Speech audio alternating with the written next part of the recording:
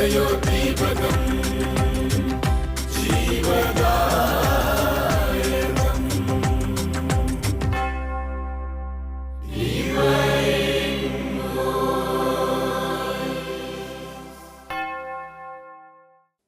നിമിഷം നമുക്ക് പ്രാർത്ഥിച്ച് ശുശ്രൂഷയിലേക്ക് പ്രവേശിക്കാം.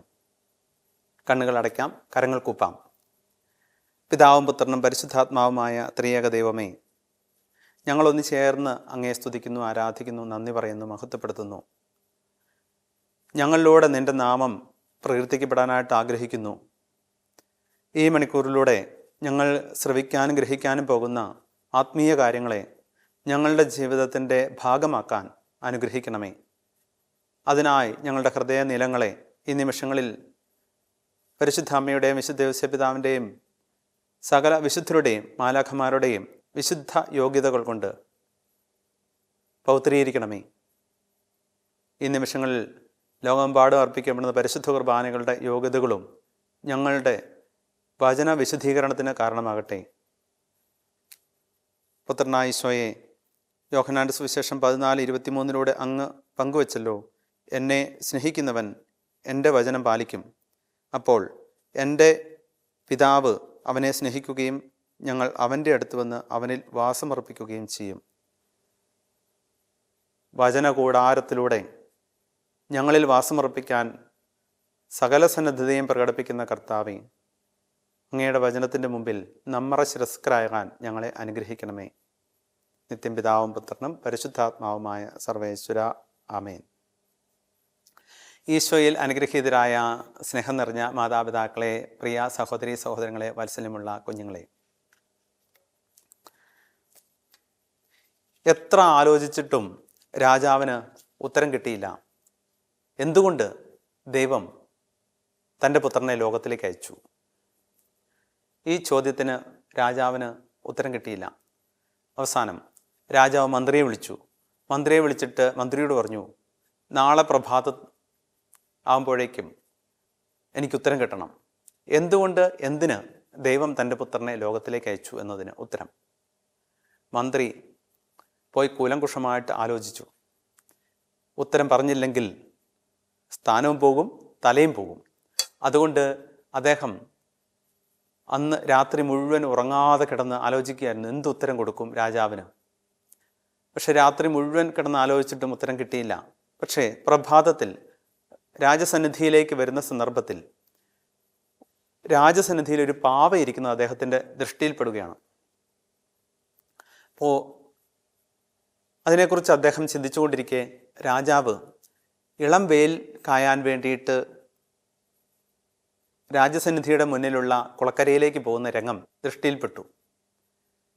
ഇത് തന്നെ തക്ക അവസരമെന്ന് വിചാരിച്ച് അദ്ദേഹം പാവ ഇരുന്ന സ്ഥലത്തേക്ക് പോവുകയാണ്. അദ്ദേഹം ആ പാവയും എടുത്തുകൊണ്ട് രാജാവ് വെയിൽ കായാൻ വേണ്ടി പോയിരുന്ന കുളക്കരയിലേക്ക് യാത്രയായി. രാജാവ് ഇരിക്കുന്നതിന് പിന്നിലൂടെ ചെന്നിട്ട് അദ്ദേഹം എടുത്തുകൊണ്ടുവന്ന പാവയെ വെള്ളത്തിലേക്ക് ശക്തമായി എറിഞ്ഞു. അതിനുശേഷം വിളിച്ചു പറഞ്ഞു, രാജാവേ, അങ്ങയുടെ പുത്രൻ ഇതാ വെള്ളത്തിൽ വീണു. പുത്രൻ വെള്ളത്തിൽ വീണു എന്ന് കേൾക്കാത്ത പാതി രാജാവ് തൻ്റെ ആഭരണങ്ങളോ വേഷഭൂഷാദികളോ സ്ഥാനമാനങ്ങളോ ഒന്നും ചിന്തിക്കാതെ, ധരിച്ചിരിക്കുന്ന കിരീടം, കയ്യിലിരുന്ന ചെങ്കോൽ, ഇതൊന്നും ശ്രദ്ധിക്കാതെ പുത്രൻ വെള്ളത്തിൽ വീണു എന്ന് കേട്ടതേ അദ്ദേഹം എടുത്തു ചാടുകയാണ് വെള്ളത്തിലേക്ക്. കുളത്തിലെ വെള്ളത്തിലേക്ക് എടുത്തു ചാടിയ അദ്ദേഹത്തിൻ്റെ കയ്യിൽ കിട്ടിയത് പാവ.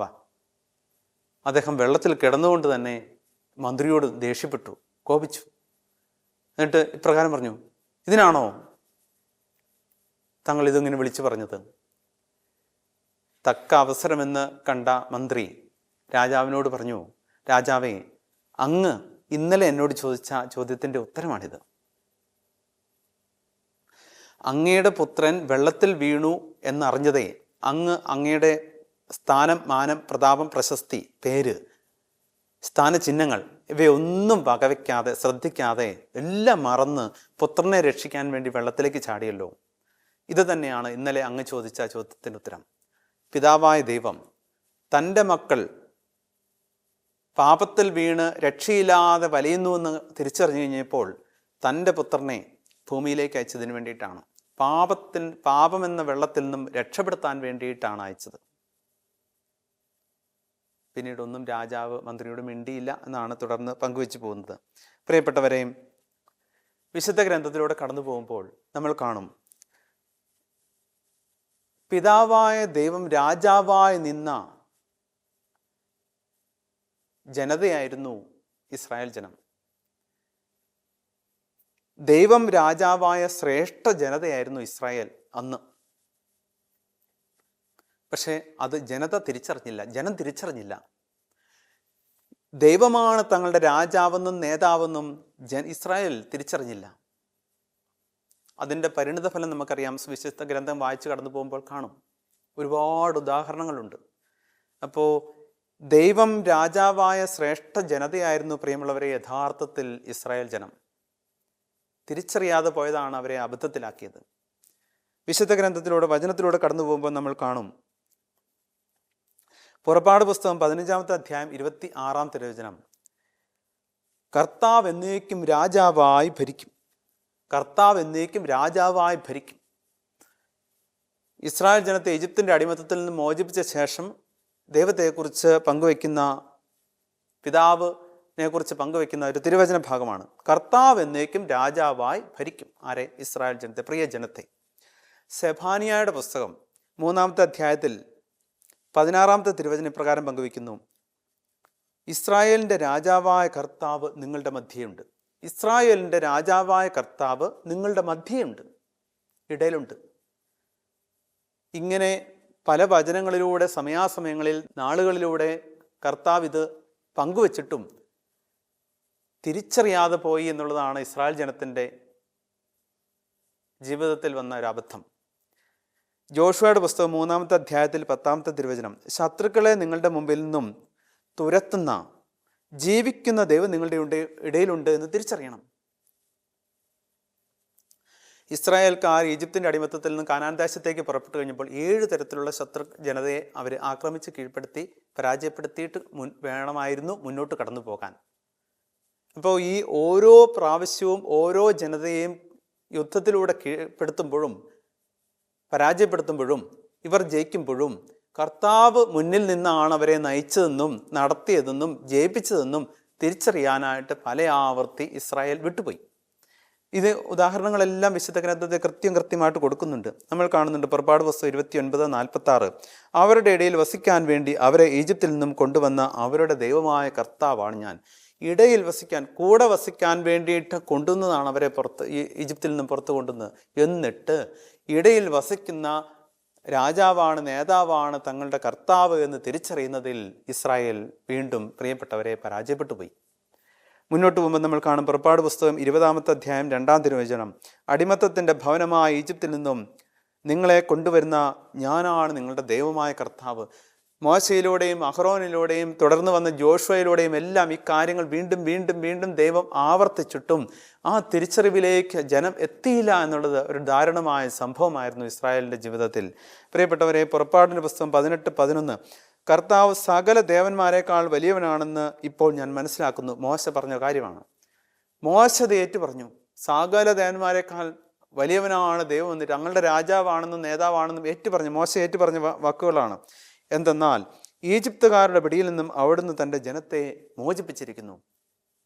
തിരിച്ചറിഞ്ഞ് മോശ പറഞ്ഞു. പക്ഷേ മോശയുടെ വാക്കുകൾ ജനം ശ്രവിച്ചില്ല, കൈക്കൊണ്ടില്ല, ചെവിക്കൊണ്ടില്ല. പ്രിയപ്പെട്ടവരെ, അങ്ങനെ ദൈവം ശ്രേഷ്ഠമായ ജനതയായിരുന്ന ഇസ്രായേൽ ദൈവമായ കർത്താവാണ് തങ്ങളെ നയിച്ചതെന്ന്, നടത്തിയതെന്ന്, തങ്ങളുടെ മുൻപിൽ നിന്നതെന്ന് യുദ്ധത്തിൽ ഓരോ യുദ്ധങ്ങൾ, പ്രത്യേകിച്ച് 7 യുദ്ധങ്ങൾ ഒത്തിരിയുണ്ട്, അതിൽ 7 പ്രത്യേകമായിട്ട്, ഇതിലെല്ലാം മുന്നിൽ നിന്നത് ദൈവമായ കർത്താവാണെന്ന്, നയിച്ചത് ദൈവമായ കർത്താവാണെന്ന് തിരിച്ചറിയാതെ പോയി എന്നുള്ളതാണ് ഇസ്രായേലിൻ്റെ ഭാഗത്തു നിന്നുള്ള വലിയൊരു അപരാധം എന്ന് പറയുന്നത്. പ്രിയമുള്ളവരെ, വിശുദ്ധ ഗ്രന്ഥത്തിൻ്റെ പുതിയ നിയമത്തിലൂടെ നമ്മൾ കടന്നു പോകുമ്പോൾ കാണും സ്വർഗീയ രാജാവിനെക്കുറിച്ചും ലോകരാജാവിനെക്കുറിച്ചും 2 കാര്യങ്ങൾ നമ്മൾ കാണും. ലോകത്തിൻ്റെ രാജാവിൻ്റെ പ്രത്യേകതകൾ എന്തൊക്കെയാണെന്ന് പറഞ്ഞു കഴിഞ്ഞാൽ ഇതാണ്: നയിക്കുന്നവനാണ്, അതുപോലെ സഹായിക്കുന്നവനാണ്, സാധ്യതയുള്ളിടത്തോളം സഹായിക്കുന്നവനാണ് ലോകം നൽകുന്ന രാജാവ്. എന്നാൽ പിന്നെ നാല് കാര്യങ്ങൾ കൂടി. പടവെട്ടുന്നവനാണ്, ലോകം നൽകുന്ന രാജാവ്, ലോകം അവരോധിച്ച രാജാവ് പടവെട്ടുന്നവനാണ്, സംഹരിക്കുന്നവനാണ്, അതുപോലെ ആജ്ഞാപിക്കുന്നവനാണ്, ശിക്ഷിക്കുന്നവനാണ്. ഇങ്ങനെ മൊത്തം 6 കാര്യങ്ങളാണ്. 2 കാര്യങ്ങൾ പോസിറ്റീവായിട്ടുള്ളത്, 1 നയിക്കും, 2 സഹായിക്കും സാധ്യമായ രീതിയിൽ. ബാക്കിയെല്ലാം നെഗറ്റീവാണ്. പടവെട്ടും, സംഹരിക്കും, ആജ്ഞാപിക്കും, ശിക്ഷിക്കും. എന്നാൽ സ്വർഗീയ രാജാവിൻ്റെ പ്രത്യേകത എന്താണെന്ന് ചോദിച്ചാൽ ഇതാണ്: രക്ഷിക്കുന്നവനാണ്, നയിക്കുന്നവനാണ്, പരിപാലിക്കുന്നവനാണ്, ഇടപെടുന്നവനാണ്, കൂടെ നടക്കുന്നവനാണ്, ശക്തി പകരുന്നവനാണ്. 6 കാര്യങ്ങളാണ്, 6ഉം പോസിറ്റീവാണ്. അതുകൊണ്ടല്ലേ പ്രിയമുള്ളവരെ നമ്മൾ ഗാനത്തിൽ ഇപ്രകാരം ആലപിക്കുക: സ്വർഗീയ രാജാവെഴുന്നള്ളുന്നു. ഈ രാജാവിനെ കുറിച്ചാണ് വിശുദ്ധ ഗ്രന്ഥം പുതിയ നിയമത്തിൽ നമ്മൾ വായിക്കുന്നത്. മത്തായിയുടെ സുവിശേഷം 21:5, ഇതാ നിങ്ങളുടെ രാജാവ് വിനയാന്വിതനായി കഴുതയുടെയും കഴുതക്കുട്ടിയുടെയും പുറത്ത് എഴുന്നള്ളി വരുന്നു എന്ന് വചനം നമ്മളെ ഓർമ്മപ്പെടുത്തുന്നത് ഈ രാജാവാണ്. സ്വർഗീയ രാജാവിൻ്റെ പ്രത്യേകത തിരിച്ചറിഞ്ഞ ജനം. വീണ്ടും നമ്മൾ കാണുന്ന ലൂക്കായുടെ സുവിശേഷം 19-ാമത്തെ അധ്യായത്തിൽ 38-ാം തിരുവചനം: കർത്താവിൻ്റെ നാമത്തിൽ വരുന്ന രാജാവ് അനുഗ്രഹീതൻ, സ്വർഗത്തിൽ സമാധാനം, അത്യുന്നതങ്ങളിൽ മഹത്വം. കർത്താവിൻ്റെ നാമത്തിൽ വരുന്ന രാജാവ്, പിതാവ് അയച്ച രാജാവ്, പുത്രനായ രാജാവ് െക്കുറിച്ച് പങ്കുവയ്ക്കുന്നു. വീണ്ടും സങ്കീർത്തനം 47:6-8 തിരുവചനങ്ങൾ ഇപ്രകാരം പങ്കുവയ്ക്കും: ദൈവത്തെ പാടിപ്പൊഴുത്തുവിൻ, സ്തോത്രം ആലപിക്കുവിൻ, നമ്മുടെ രാജാവിന് സ്തുതികൾ ഉയർക്കുവിൻ, കീർത്തനങ്ങൾ ആലപിക്കുവിൻ. ദൈവം ഭൂമി മുഴുവൻ്റെയും രാജാവാണ്, അവനെ സങ്കീർത്തനങ്ങളാൽ അവിടുത്തെ സ്തുതിക്കുവിൻ. പ്രിയമുള്ളവരെ, അതുകൊണ്ട് സങ്കീർത്തനം പഴയ നിയമ ജനതയുടെ പ്രാർത്ഥനാ പുസ്തകമായ സങ്കീർത്തനത്തിൽ അതുപോലെ എഴുതി വച്ചിരിക്കുന്ന വചനമാണ് സങ്കീർത്തനം 47:6-8 തിരുവചനങ്ങൾ. കർത്താവ് രാജാവാണ് എന്ന് പ്രഖ്യാപിച്ചുകൊണ്ട് എഴുതി വച്ചിരിക്കുന്നതാണ്. ദാവീദ് രാജാവ് തൻ്റെ രാജാവിനെ കുറിച്ച് എഴുതി വച്ചിരിക്കുന്ന കാര്യമാണ്. വീണ്ടും സക്രിയയുടെ പ്രവചനത്തിൽ 9:9 പങ്കുവയ്ക്കും: ഇതാ നിങ്ങളുടെ രാജാവ് നിങ്ങളുടെ അടുക്കിലേക്ക് വരുന്നു, അവൻ പ്രതാപവാനും ജയശാലിയുമാണ്. നിങ്ങളുടെ അടുക്കിലേക്ക് നിങ്ങളുടെ രാജാവ് വരുന്നു. ഈശോയുടെ വരവിനെക്കുറിച്ച് നൂറ്റാണ്ടുകൾക്ക് മുമ്പ് പ്രവചിച്ചു വച്ചിരിക്കുന്ന വചനമാണ്. പ്രിയമുള്ളവരെ, നമ്മൾ വിശുദ്ധ പുതിയ നിയമത്തിലൂടെ കടന്നു പോകുമ്പോൾ മത്തായിയുടെ സുവിശേഷത്തിൽ ഈശോയുടെ ജനന വേളയിൽ ഈശോയുടെ വരവിനെക്കുറിച്ചൊക്കെ പറഞ്ഞു വെച്ചിരിക്കുന്ന കാര്യങ്ങൾ മത്തായിയുടെ സുവിശേഷം 2:2 പറഞ്ഞു വയ്ക്കും: ജ്ഞാനികൾ അന്വേഷിച്ചു, എവിടെ യഹൂദരുടെ രാജാവായി ജനിച്ചവൻ? ജ്ഞാനികൾ അന്വേഷിച്ചു വന്നത് ഇപ്പോൾ ചോദിച്ചതാണ്. എവിടെ ഹെറോദേസിൻ്റെ കൊട്ടാരത്തിൽ ചെന്ന് ചോദിച്ചതാണ്: എവിടെ യഹൂദരുടെ രാജാവായി ജനിച്ചവൻ?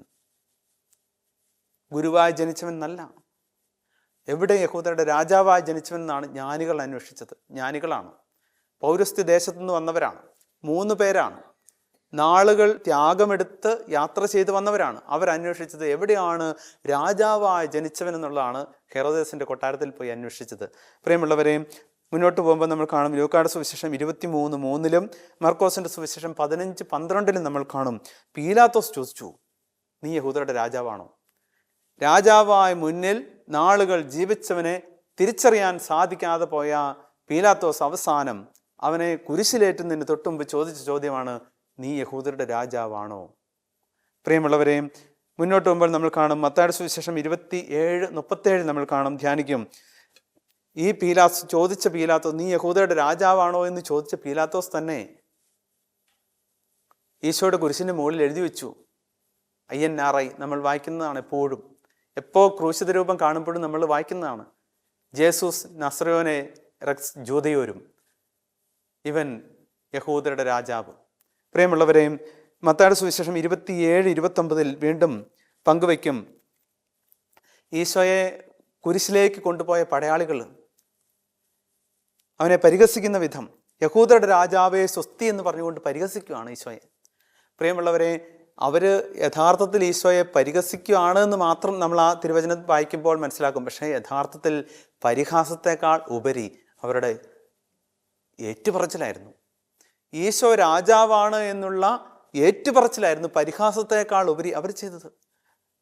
പ്രത്യക്ഷത്തിൽ വചനം വായിക്കുമ്പോൾ നമ്മൾ മനസ്സിലാകും പരിഹാസമാണ്. നീ യഹൂദരുടെ രാജാവെ സ്വസ്തി എന്ന് പറഞ്ഞിട്ട് കൊമ്പിട്ടുകൊണ്ട് അട്ടഹസിച്ചുകൊണ്ട് പോയി. ശരി, അട്ടഹാസം ശരി, അത് പരിഹാസത്തിൻ്റെ ഭാവമാണല്ലോ. പക്ഷേ അതിൻ്റെ പിന്നിലുള്ളത് ഏറ്റുപറച്ചിൽ, യഥാർത്ഥത്തിലുള്ള ഏറ്റുപറച്ചിലാണ്. നീ രാജാവ് തന്നെയാണ് എന്ന് അവരുടെ ഉള്ളിൽ ഏറ്റുപറയുന്നു. പുറമേ പരിഹാസമാണ്, പക്ഷെ ഉള്ളിൽ ഏറ്റുപറയുന്നുണ്ട്. അപ്പോൾ ഇതാണ് തിരുവചനം നമ്മളെ ഓർമ്മപ്പെടുത്തുന്നത്. നമ്മൾ വിശുദ്ധ കുർബാന മധ്യേ ആലപിക്കുന്ന ഓശാന ഗീതത്തിൽ നമ്മൾ ഈ രാജാവിൻ്റെ സാന്നിധ്യത്തെ നമ്മൾ ഏറ്റുപറയുന്നുണ്ട്. ഈ രാജാവിൻ്റെ ശക്തി നമ്മൾ എടുത്തു പറയുന്നുണ്ട്. കർത്താവിൻ തിരുനാമത്തിൽ വന്നവനും യുഗരാജാവായി, കർത്താവിൻ്റെ നാമത്തിൽ വന്നവൻ, യുഗങ്ങളുടെ രാജാവായിട്ട് വന്നവനാണ് ഈശോ എന്ന് നമ്മളുടെ വിശുദ്ധ കുർബാന, സീറോ മലബാർ സഭയുടെ വിശുദ്ധ കുർബാന മധ്യത്തിലുള്ള ഓശാന ഗീതത്തിൽ നമ്മൾ ഇത് ആലപിക്കുന്നുണ്ട്. പ്രിയമുള്ളവരെയും, അതുകൊണ്ട് നിത്യനായ ദൈവത്തിൻ്റെ പുത്രനായ ക്രിസ്തുവാണ് എന്ന് പറഞ്ഞൊരു ഗാനമുണ്ട്. നിത്യനായ ദൈവത്തിൻ പുത്രനാണു നീ എന്ന് പറഞ്ഞുകൊണ്ട് ഗാനം ആലപിക്കുന്നുണ്ട്. ലോകൈക രക്ഷകനാം ക്രിസ്തുവാണു നീ. അപ്പോൾ ദൈവത്തിൻ്റെ പുത്രനായ രാജാവായ തമ്പുരാണെന്ന് വചനത്തിലൂടെയും ഗാനങ്ങളിലൂടെയും ഒക്കെ നമ്മൾ ഏറ്റുപറയുന്നുണ്ട് ഈ സത്യം. പ്രിയമുള്ളവരെയും, അതുകൊണ്ടാണ് ഈ കാര്യം സത്യം ഗ്രഹിച്ച പരിശുദ്ധ മാർപ്പാപ്പ 1925 11-ാം പിയൂസ് മാർപ്പാപ്പ അതുകൊണ്ടാണ് ഈശോയുടെ രാജത്വ തിരുനാൾ പ്രഖ്യാപിച്ചത്. രാജാവായി അന്ന് ഇസ്രായേൽ ജനം ഏറ്റുപറയാൻ വിമുഖത കാണിച്ച, വിട്ടുപോയ, ശ്രദ്ധിക്കാതെ പോയ ആ കാര്യം തിരിച്ചറിഞ്ഞ പരിശുദ്ധ പിതാവ് മാർപ്പാപ്പ 1925 11-ാം പിയൂസ് മാർപ്പാപ്പ അതുകൊണ്ട് ഈശോയുടെ രാജത്വ തിരുനാൾ പ്രഖ്യാപിച്ചു. പ്രിയമുള്ളവരെ, ഇന്നും നമ്മൾ എല്ലാ വർഷവും ഈ രാജത്വ തിരുനാൾ ഈശോയുടെ ആഘോഷിക്കുന്നുണ്ട്. മതബോധന കുഞ്ഞുങ്ങളെ കൊണ്ട് ഈശോയാണ് രാജാവ്, നേതാവ്, രക്ഷകൻ, ജീവദാതാവ് എന്നൊക്കെ പറഞ്ഞ് റാലി നടത്തി മറ്റുള്ളവരുടെ മുമ്പിലൂടെ ഈ പ്രഖ്യാപനം നടത്തി കടന്നു പോകുന്നതൊക്കെ സന്തോഷത്തോടെ കാണാനായിട്ടിടയായിട്ടുണ്ട്. നമ്മൾ ശ്രദ്ധിച്ചിട്ടുണ്ടാവും. പ്രിയമുള്ളവരെ, അതുകൊണ്ട് കർത്താവ് രാജാവാണെന്ന് ഞാൻ എൻ്റെ ജീവിതം കൊണ്ട് നിരന്തരം ഏറ്റുപറയാൻ വിളിക്കപ്പെട്ടവരാണ് ഞാനും നിങ്ങൾ ഓരോരുത്തരും, നമ്മളെല്ലാവരും. കാരണം അവനാണ് നമ്മളെ നടത്തുന്നത്, അവനാണ് നമ്മളെ നയിക്കുന്നത്, അവനാണ് നമ്മളെ ഭരിക്കുന്നത്. ലോകരാജാവ് അവൻ നയിക്കുക ചെയ്യുന്നത്. ലോകം നൽകുന്ന രാജാവ് ഭരിക്കും, സ്വർഗീയ രാജാവ് നയിക്കും. ഇതാണ് രാജാക്കന്മാരുടെ വ്യത്യാസം എന്ന് പറയുന്നത്. അപ്പോൾ നയിക്കുന്ന രാജാവാണ്. തിന്മയിൽ നിന്ന് നമ്മളെ നന്മയിലേക്ക് നയിക്കുന്നവൻ, അസത്യത്തിൽ നിന്നും സത്യത്തിലേക്ക് നയിക്കുന്നവൻ, പൈശാചികതയിൽ നിന്നും സ്നേഹത്തിലേക്ക് നയിക്കുന്നവൻ, ദൈവികതയിലേക്ക് നയിക്കുന്നവൻ. അത് ഈ സ്വർഗീയ രാജാവാണ്. ലോകരാജാവിന് അത് സാധ്യമല്ല, ഭരിക്കാനേ പറ്റുകയുള്ളൂ. പ്രിയമുള്ളവരെ, അതുകൊണ്ട് നമുക്ക് ഈ രാജാവിൻ്റെ രാജത്വം നിരന്തരം നമുക്ക് ഏറ്റുപറയാനായിട്ട് സാധിച്ചാൽ അത് നമ്മളുടെ വിശ്വാസത്തിൻ്റെ ഒരു പ്രഖ്യാപനം കൂടിയാണ്. കർത്താവിന് മനുഷ്യരുടെ മുമ്പിൽ ഹൃദയത്തിൽ ഏറ്റുപറയുന്നു, അതുപോലെ മനുഷ്യരുടെ മുമ്പിലും ഏറ്റുപറയാനായിട്ട് ലഭിക്കുന്ന ഏറ്റവും വലിയ അവസരമാണ്. പ്രിയമുള്ളവരെ, തിമോത്തിയോസിന് എഴുതിയ 1-ാം ലേഖനത്തിൽ 1-ാമത്തെ അധ്യായത്തിൽ 7-ാമത്തെ വചനം ഇപ്രകാരം പങ്കുവയ്ക്കും: നിയമപ്രബോധകരാകണമെന്നാണ് അവരുടെ മോഹം, എന്നാൽ അവർ എന്താണ് പറയുന്നതെന്നോ എന്ത് തത്വങ്ങളാണ് സ്ഥാപിക്കുന്നതെന്നോ അവർക്ക് തന്നെ അറിവില്ല എന്ന് വചനം പറയുന്നു. അതായത് ചില മോഹങ്ങളൊക്കെ അവരെ തന്നെ അവിടെ ഞെരുക്കി നിർത്തിയിരിക്കുകയാണ്. യഥാർത്ഥത്തിൽ കർത്താവാണ് രാജാവാണെന്ന് ഏറ്റു പറയാനായിട്ട് അവർക്ക് സാധിക്കാതെ പോയത്, ജനത്തിന് സാധിക്കാതെ പോയതിൻ്റെ കാരണം ഇതാണ്. അവർ തങ്ങളെ തന്നെ ഇവിടെ ഒതുക്കി നിർത്തിയിരിക്കുകയാണ്. നിയമപ്രബോധകർ തങ്ങൾക്കെല്ലാം അറിയാം, തങ്ങളാണ് എല്ലാം നടത്തുന്നുള്ള ചിന്തയോടുകൂടി ജീവിക്കാൻ എല്ലാം ജനത തയ്യാറായോ അവിടെ എല്ലാം അധപതനവും അപകടവുമാണ് ജനത്തിന് വന്നിട്ടുള്ളത് എന്നുള്ളതാണ് ഈ വചനത്തിൻ്റെ തുടർന്നുള്ള ഭാഗം നമുക്ക് പങ്കുവയ്ക്കുന്നത്. മക്കബായരുടെ 1-ാം പുസ്തകം 1-ാമത്തെ അധ്യായത്തിൽ 16-ാമത്തെ തിരുവചനം, 16 മുതലുള്ള തിരുവചനങ്ങൾ നമ്മൾ വായിക്കുമ്പോൾ അവിടെ നമ്മൾ കാണുന്ന ഒരു പ്രത്യേകതയുണ്ട്. അന്ത്യോക്കസ് എപ്പിഫാനസ് രാജാവായിരുന്നു. അതായത് പഴയ നിയമത്തിലെ ഒരു രാജാവ്. ഈ അന്ത്യോക്കസ് എപ്പിഫാനസ് വിജാതീയരുടെ ആചാരങ്ങളെല്ലാം അനുഷ്ഠിക്കാനായിട്ട് അനുവാദം കൊടുത്തൊരു രാജാവാണ്. അപ്പോൾ വിജാതീയരുടെ ആചാരങ്ങൾ അനുഷ്ഠിക്കാനായിട്ട് അദ്ദേഹം അനുവാദം കൊടുത്തത് മാത്രമല്ല, അദ്ദേഹം ഒരു തടവുപുള്ളി കൂടിയായിരുന്നു. അദ്ദേഹത്തിൻ്റെ ചരിത്രം അതാണ്, പശ്ചാത്തലം. അദ്ദേഹം ഒരു തടവുപുള്ളിയായിരുന്നു. അവനെ പിടിച്ചാണ് രാജാവാക്കിയത്, ഇസ്രായേലിൻ്റെ രാജാവാക്കിയത്. കാരണം അതിനും പശ്ചാത്തലമുണ്ട്. സമയാസമയങ്ങളിൽ കർത്താവ് രാജാവായിട്ട് നേതാവായിട്ട് നടത്തിയ ജനതയായിരുന്നു ഇസ്രായേൽ. പക്ഷേ യഥാർത്ഥത്തിൽ കർത്താവിനെ രാജാവായിട്ട് ഏറ്റുപറയുന്നതിൽ അവർ പരാജയപ്പെട്ടു. എന്നിട്ടോ അവർ ഈജിപ്തിൽ നിന്നും കാനാൻ നാട്ടിലേക്ക് കടന്നു പോയ വഴിയിൽ 7 തരത്തിലുള്ള ശത്രുക്കളെ അവർ കണ്ടുമുട്ടി. ഈ 7 തരത്തിലുള്ള കാനാന്യര്, ഹിത്യര്, ഹിവ്യര്, പെരീസ്യർ, ഹിർഗാഷ്യർ, അമോര്യർ, ജബൂസ്യർ, ഈ 7 തരത്തിലുള്ള ശത്രുക്കളെ അവർ അഭിമുഖീകരിച്ച് വേണമായിരുന്നു അവർക്ക് കാനാൻ ദേശത്തേക്ക് പോകാൻ. അപ്പോൾ ഇവരെല്ലാം പാടവെട്ടി തോൽപ്പിച്ചിട്ടാണ് പോയത്. പോകുന്ന വഴിയിൽ ഈ വിജാതീയ സമൂഹങ്ങളിൽ നിന്നിരുന്ന രാജാക്കന്മാരെയൊക്കെ ഇവർ ശ്രദ്ധിച്ചു, രാജഭരണത്തെ ഇവരെ ശ്രദ്ധിച്ചു. അതുകൊണ്ട് ദേവൻ രാജാവായി ഇവരെ നടത്തിയെങ്കിലും കുറേ അങ്ങ് ചെന്ന് കഴിഞ്ഞപ്പോൾ ഇവർ ഉടനെ ദൈവത്തിൻ്റെ പ്രതിനിധിയായ പ്രതിപുരുഷനായ മോശയോടും അഹ്റോനോടും തുടർന്ന് വന്ന യോശുവയോടും എല്ലാമായിട്ട് ഇവർ കയർത്തു, ഒച്ച വെച്ചു. എന്ത്? ഞങ്ങൾക്ക് വേറെ രാജാവിനെ തരണം, മറ്റ് ജനതകളുടേതുപോലെ ഭരിക്കുന്ന ഒരു രാജാവിനെ തരണം എന്നതിനേക്കാൾ ഉപരി മുറവിളി അവരിൽ നിന്ന് ഉയർന്നു.